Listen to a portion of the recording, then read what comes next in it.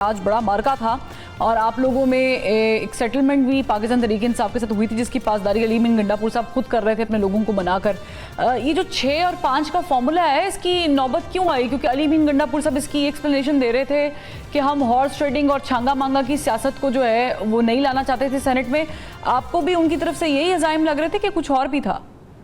Furrows साहब, ये कुछ दिन पहले मैंने मीडिया टॉक जब पेशावर में की थी तो मैंने ये ऑफ़र की थी हुकूमत को कि माजी में पाकिस्तान पीपल्स पार्टी ने 2008 से 13 तक जब हमारी हुकूमत थी, हमने ये रिवायत डाली थी कि जब प्रेसिडेंट ज़ारी साहब ने चारों सूबाई असम्बलियों में फ्री एंड फेयर और बिला मुकाबला इलेक्शन कराए थे, जिसकी जितने सीटें थी उनको वो सीटें दे दी थी। और वो पहली दफ़ा तो नहीं, लेकिन मतलब पहले भी मिसाल शायद कहीं ना कहीं मिलती होगी, लेकिन हमने जब भी हमारी हुकूमत रही हमने ऐसे किया। तो मैंने कहा यहाँ पर हमेशा मीडिया के हमारे दोस्त प्रोग्राम करते हैं, बताते हैं कि खैबर ख्वाह में ये हो रहा है, फॉर्स ट्रेडिंग हो रही है, और हमेशा पीटीआई बिक रही होती है, पता नहीं पहले भी 20 मेंबर उन्होंने निकाले थे जो भी है। हॉर्स ट्रेडिंग, पैसों की सियासत को की लानत को दफन करने के लिए मैंने हुकूमत को ऑफर की कि आप और अपोजिशन बैठें, जो सीटें आपकी बनती हैं आपस में डिस्ट्रीब्यूट करें और अनअपोज इलेक्शन करें, जिस पे अच्छी बात है हुकूमत ने एग्री किया और अपोजिशन भी बैठी, लीडर ऑफ द हाउस और अपोजिशन बैठे, आपस में उन्होंने मामला तय किए। फिर अब जो है वो पीटीआई वालों से अपने कैंडिडेट जो है वो बैठ नहीं रहे थे, उन्होंने मुख्तलिफ इल्ज़ामात लगाए, नहीं बैठे।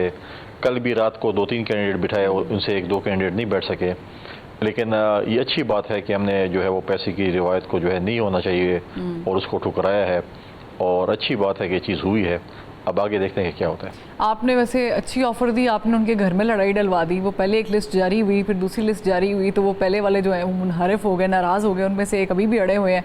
आपने अच्छा उनको फॉर्मूला दिया। अच्छा मुझे ये बताएं कि कोई और भी मामला कुंडी साहब तो हमें बता देते, हम वो लिस्ट हम उनको दे देते कि कौन कौन को आप टिकट देते। वैसे आप दे भी सकते हैं क्योंकि अभी पावर आपके पास है। अभी वैसे आपने दी नहीं थी उनको लिस्ट कि ये नाम होने चाहिए?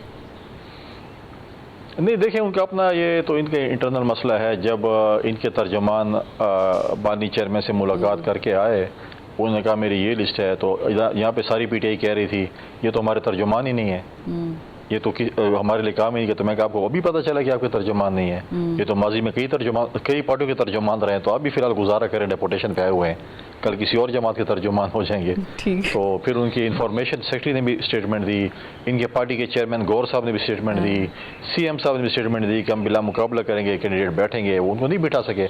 मैं कहा जब आप आज नहीं बिठा सकते, जब वो सेंटर नहीं बने, जब वो सेंटर बन जाएंगे तो आपके कंट्रोल में कैसे रहेंगे? और इसका मतलब ये है कि अगर ये सेंटर्स आपके कंट्रोल में नहीं रहेंगे, जब बनेंगे तो एमपीएस आपके कंट्रोल में क्या है? हम तो अगर मुकाबला होता तो हमारा टारगेट तो था कि हम 6-7 सीटें जीते, लेकिन हमने कहा कि नहीं ठीक है, जमहूरियत है। आप कैसे 6-7 सीटें जीते? आपने वैसे खबर दे दी है कि आप इतने कॉन्फिडेंस में हैं कि आप कहते हैं कि उनके लोगों जो गंडापुर साहब को खदशा था वो आप सच में बता रहे हैं कि यही खदशा था, इसी वजह से डर के उन्होंने फॉर्मूला तय कर लिया, यानी आपको लोगों ने वोट डालना था? फार्मूला ये देखें, आप इस वक्त देखें 30 से 35 एमपी आज़ाद हैसियत में बैठे हैं सूबाई असम्बली में, और 30 से 35 एमपी आज़ाद बैठे हैं, उनका कोई फ्लोर क्रॉसिंग नहीं है, उनके ऊपर कोई डिफेक्शन क्लॉज नहीं लगती, कुछ भी नहीं लगती, तो इंडिपेंडेंट है, they can vote for anybody. मतलब एतमाद में भी वोट कर सकते हैं, सेनेट में भी वोट कर सकते हैं, बजट में भी वोट कर सकते हैं। They can go for anybody, but would that be on what grounds? ज़मीर जाग जाएगा या पैसे चल जाएंगे? Two different things. चंद मिनट पहले आपने क्या कहा कि आपस में गुत्थम गुत्ता है, ठीक तो आप कह रहे हैं कि पैसे चलेंगे। अच्छा वैसे आप अपने बयान को आप कंट्रोडिक्ट कर रही हैं। प्यार मोहब्बत आपने खुद कहने की लड़ाई टाल दी आपने। कुंडी साहब देखें, प्यार मोहब्बत में कोई तोहफा भी तो दिया जा सकता है और उसे एक्सेप्ट करने वाले लोग भी मौजूद होते हैं हमारी सोसाइटी में। अच्छा मुझे ये बताइए, आप लोगों की जो लिस्ट थी, पीपल्स पार्टी को 2 मिली है सीट्स, आप लोगों की लिस्ट आप लोगों ने तैयार की थी, यानी नून लीग और आप लोगों की कहीं और से लिस्ट आई थी? नहीं, हमारी पार्टी में अप्लाई किया था कैंडिडेट्स ने, उसके बाद हमने उसके ऊपर मीटिंग की, चेयरमैन बिलावल भुट्टो साहब साहब ने कमेटी तश्कील दी थी, उसमें हमने मीटिंग की और उसमें हमने 2 सीटें, हमने अपने कैंडिडेट शॉर्ट लिस्ट किए थे, हमने टेक्नोक्रेट के भी लिए किए थे, हमने कवरिंग पे हमने उसके भी अपना जनरल के लिए भी किए थे, तो हमने सबको उसके बाद विड्रॉ करके हमने 2 कैंडिडेट अपने फाइनल किए और उसके बाद फिर हमने कैंडिडेट। अच्छा, आपने हॉर्स ट्रेडिंग का जिक्र किया और मैंने भी ये तबसरा कर दिया कि अलीमीन गंडापुर साहब को शायद खदशा था हॉर्स ट्रेडिंग का, आपने इसका पूरा बता भी दिया। एक खदशा उनको और भी है कुंडी साहब, वो अपनी सीट जाने का भी है। वो सुनने में आ रहा है कि शायद इस मार्के के बाद अगला मार्का, आपकी निगाहें बड़ी मजबूती के साथ जमी हुई हैं उनकी सीट पे। देखिए मैंने कहा था कि हम रिहर्सल करने जा रहे हैं सेंड के इलेक्शन में। रिहर्सल तकरीबन हमारा जो है, जो हमारे अहदाफ थे वो जो है वो हम उनकी तक पहुँचे हैं।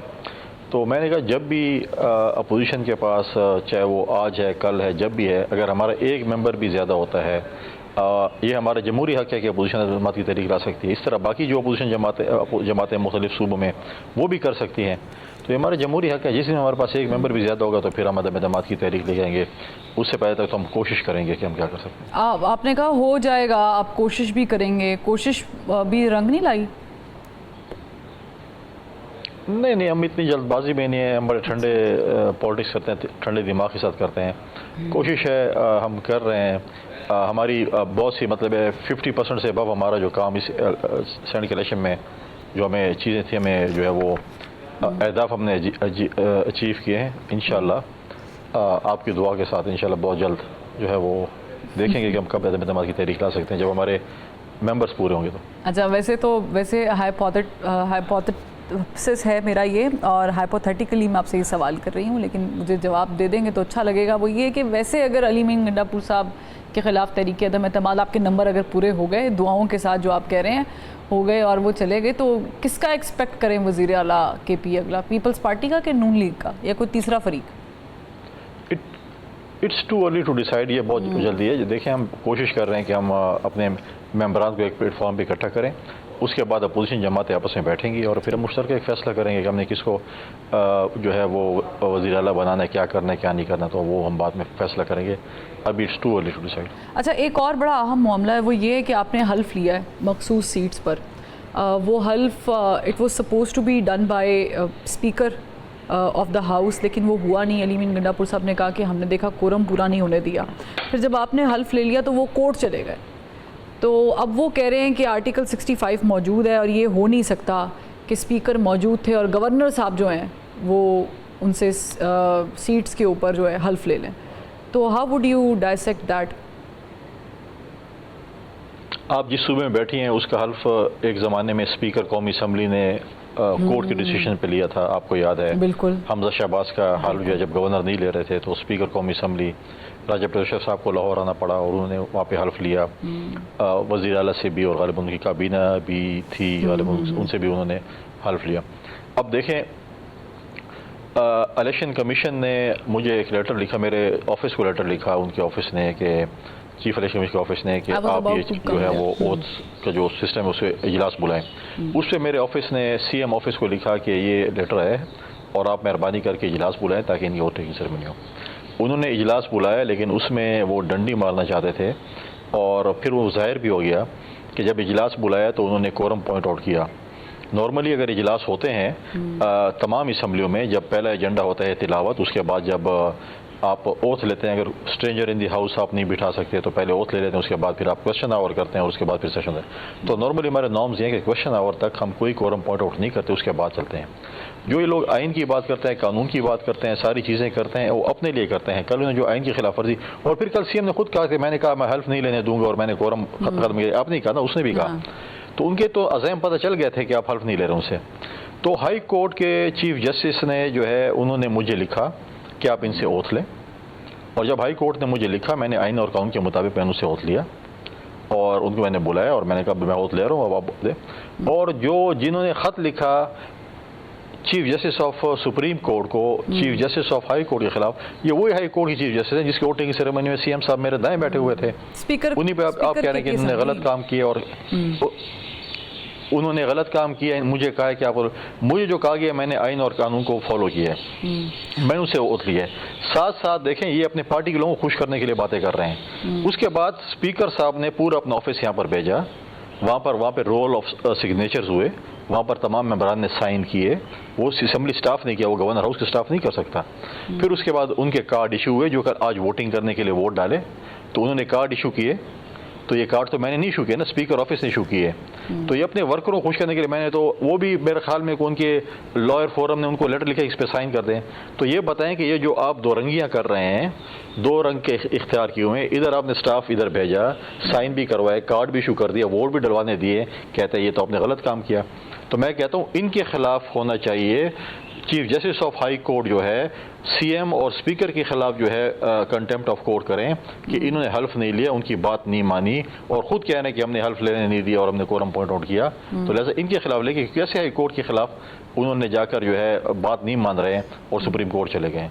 यानी आप कह रहे हैं कि बाबर सलीम सवादी साहब ने जो लेटर लिखा है chief justice of Pakistan justice Yahya Afridi को against chief justice KP court high court, तो आप कह रहे हैं कि वो गलत किए, इन पे कोर्ट ऑफ कंटेम्प्ट लगना चाहिए। तो ये पॉसिबिलिटी नज़र भी आती है वैसे लगता है, क्योंकि अली मीर गंडापुर साहब पे बड़े केसेस। भाई पहले सारा स्टाफ नहीं, मुझे पहले बताए, पहले सारा स्टाफ मेरे पास भेज रहे हो कि जाके पूरे प्रोसेस अडॉप्ट करो, उसके बाद कहते हैं अच्छा कर लिए, अब खत भी लिख दो कि यार गलत काम किए।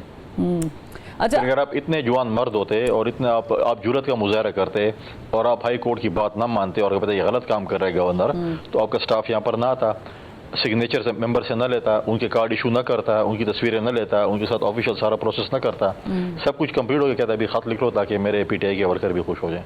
अच्छा, वैसे ये कन्फ्यूजन क्यों है? मैं इसलिए थोड़ा सा मैं चाहूँगी कि आप थोड़ा न्यूट्रल होकर मुझे बताएं। आपकी और अली मीर गंडापुर साहब की बहुत गहरी मोहब्बत है, ये हम सबको पता है, वो मोहब्बत हमें वक्तन फ़वक्तन दिखती भी है।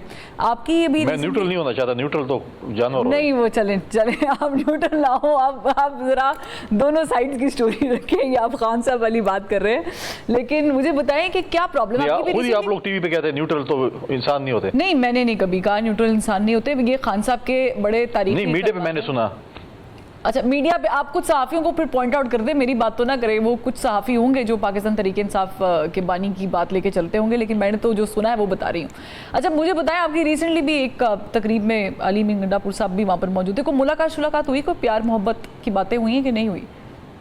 नहीं, कोई भी नहीं हुई। नहीं, वो देखें एक ऑफिशियल सेरेमनी थी, chief justice of high court oath ले रहे थे और उस ओथ सेरेमनी में वो कॉन्स्टिट्यूशन उनको आना पड़ता है, तो गवर्नर हाउस आए ओथ की सेरेमनी में आए और जो नॉर्मल जो अलग सेलेक्ट होते हैं, और डेफिनेटली अगर आपके सियासी मुखालिफ भी आपके पास आते हैं तो आप उनको एंटरटेन, डेफिनेटली मेरे पास कोई आएगा तो उसको मैं डेफिनेटली एंटरटेन करूँगा। मेरे सियासी खिलाफ अपनी जगह पे, लेकिन मुझ में कम अज़ कम इतनी जो है वो रिवायात और उसकी पासदारी है कि मैं उसकी खिदमत करूँ। वो आए और ओथ टेकिंग सेरेमनी हो, दैट्स इट।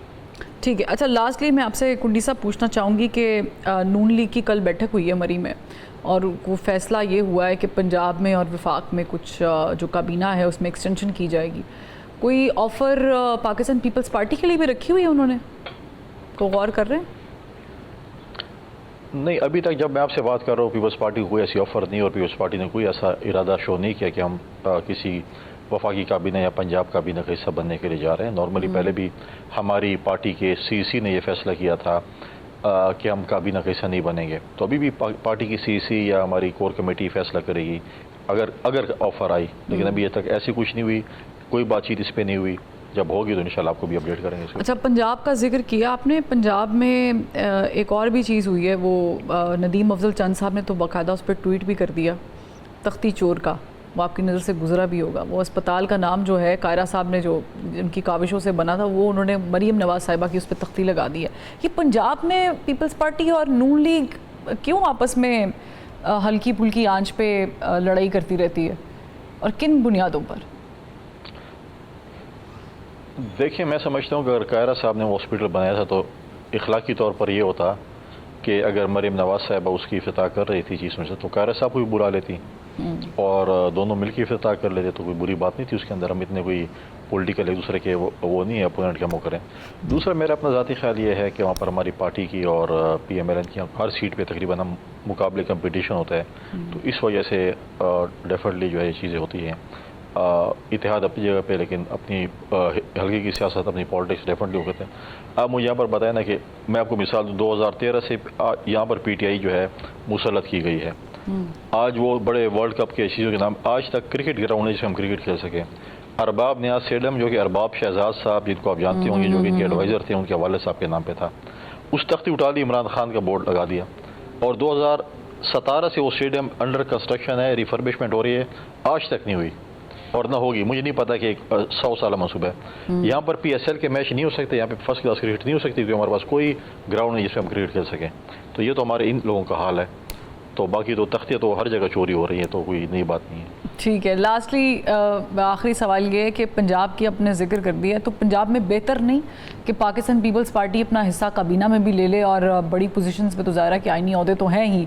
उसकी एक बुनियादी वजह ये कि पाकिस्तान पीपल्स पार्टी बहुत स्ट्रगल कर रही है 2008 के बाद कि पंजाब के अंदर पीपल्स पार्टी का वोट बैंक मजबूत हो, और ज़रूरत भी है हर जमात को हर सूबे से लड़ना चाहिए। तो उसके लिए आप समझते नहीं है कि बेहतरीन है कि अगर आप बैठे होंगे घर में तो आप ज़्यादा बेहतर तरीके से परफॉर्म कर सकेंगे? देखिए, ये फैसला मैंने नहीं करना है, फैसला पाकिस्तान पीपल्स पार्टी की सेंट्रल एग्जीक्यूटिव कमेटी ने करना है और कोर कमेटी ने करना है, लीडरशिप ने करना है, मेरा अकेले का फैसला नहीं है। तो जब ये बात आएगी कोर सीसी में, तो मैं अपना पॉइंट ऑफ व्यू डेफिनेटली दूंगा उसके अंदर। तो अभी तक ऐसा कोई बात हमारी नहीं है जिस पर हम जो है कह सके कि हम इसका हिस्सा बनना चाहते हैं। लास्टली कोई सरप्राइज तो नहीं देने वाले आने वाले दिनों में गंडापुर साहब को? आहें भर रहे हैं आप। इंशाल्लाह आपको एतमाद में लेकर सरप्राइज देंगे। आपको एतमाद में लेकर सरप्राइज देंगे।